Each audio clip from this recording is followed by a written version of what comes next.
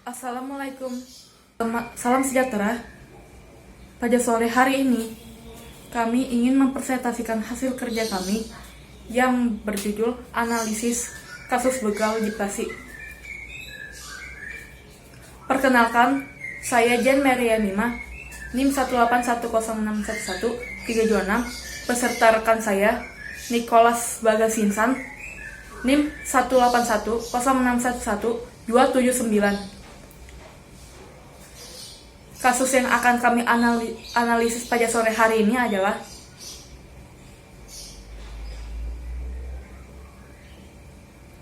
kasus begal yang dilakukan oleh 3 pelaku di bawah umur di Bekasi. Yang kami kutip dari merdeka.com. 3 pelaku begal sadis di Bantar Gebang, Kota Bekasi, diringkus aparat kepolisian setempat. Ironisnya, mereka masih berusia 15 tahun, masing-masing berinisial RA, AP, dan A. 2 orang lainnya masih menjadi buronan. Kapolsek Bantar Gebang, Kompol Siswa mengatakan mereka beraksi terakhir di Jalan Raya Narogong, kilometer 15, Kelurahan Ciketing Ujik, Kecamatan Bantar Gebang, pada Senin dini hari. Korbannya, Enji Suhendi, mengalami luka bacok di punggung. Tersangka merampas sepeda motor korban usai dibacok menggunakan senjata tajam. Siswa mengatakan para tersangka dibekuk di markasnya di daerah Ciketing, Mustika Jaya beberapa saat setelah kejadian.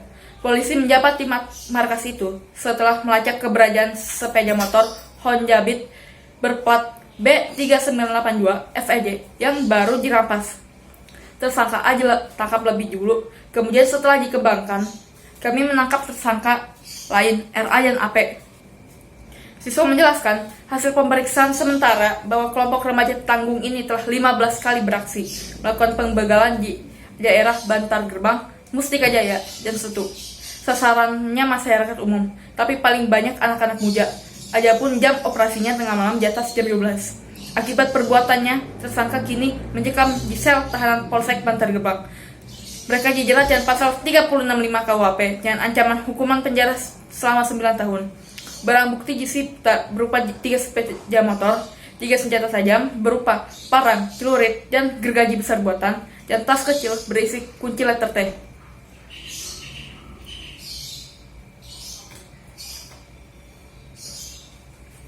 Adapun analisis kami adalah kejahatan begal merupakan pencurian yang kekerasan atau ancaman kekerasan yang dilakukan di jalan terhadap barang yang ada di dalam kekuasaan korban.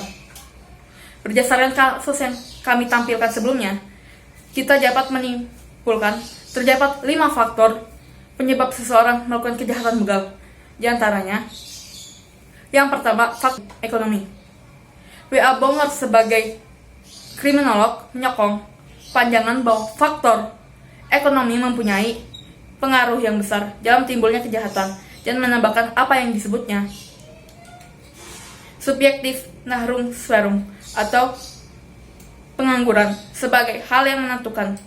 Berkaitan dengan kejahatan begal, menunjukkan bahwa faktor ekonomi merupakan motivasi utama dan dominan para pelaku melakukan kejahatan begal.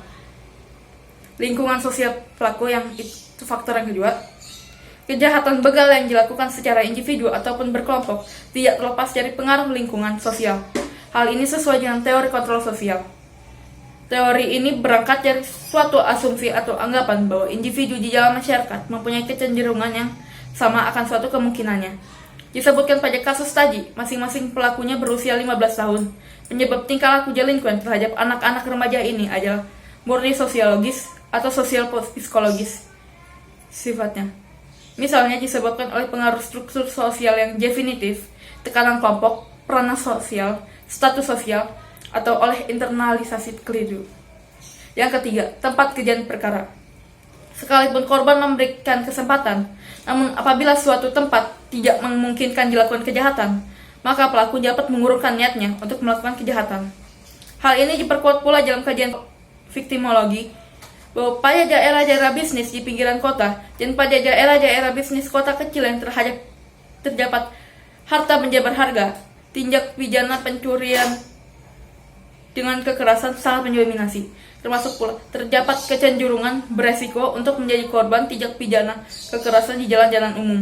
Ini disebabkan pertimbangan dari pelakunya mempunyai kesempatan lebih mudah untuk melarikan diri dibandingkan dengan di jalan-jalan kecil.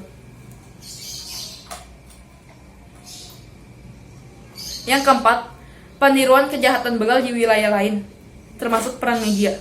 Salah satu teori dalam kriminologi adalah teori differential association. Menurut Sutherland, apabila perilaku kejahatan dipelajari, maka yang dipelajari tersebut meliputi teknik melakukan kejahatan dan motif-motif tertentu, dorongan, alasan benar, dan sikap.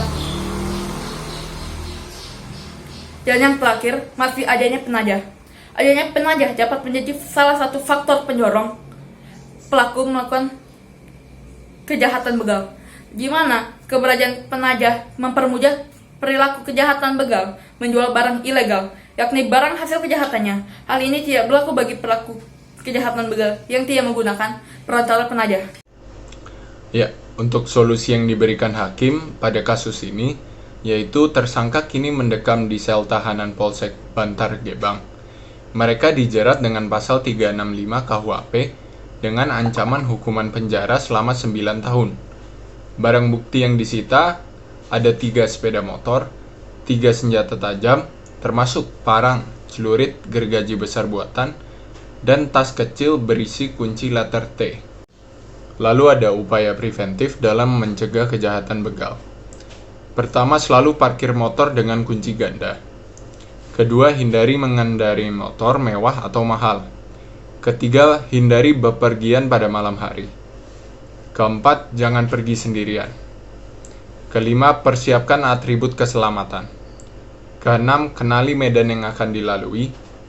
Ketujuh, berhati-hati pada orang yang berpura-pura bertanya. Kelapan, jangan melamun atau mengantuk. Lalu ada upaya yang dapat kita lakukan apabila kita sedang dibegal. Pertama, tancap gas dan fokus. Kedua, berjaga-jaga. Ketiga, jangan biarkan begal melewati motor Anda. Dan terakhir, keempat, menyerahkan harta benda apabila semua upaya tidak berhasil. Jika sudah terlambat dan kamu sudah tertangkap, langkah terakhir adalah lebih baik menyerahkan harta benda daripada harus kehilangan nyawa kamu. Tinggalkan kendaraan dan lari sekencang-kencangnya ke rumah warga. Itu saja dari kelompok saya. Terima kasih.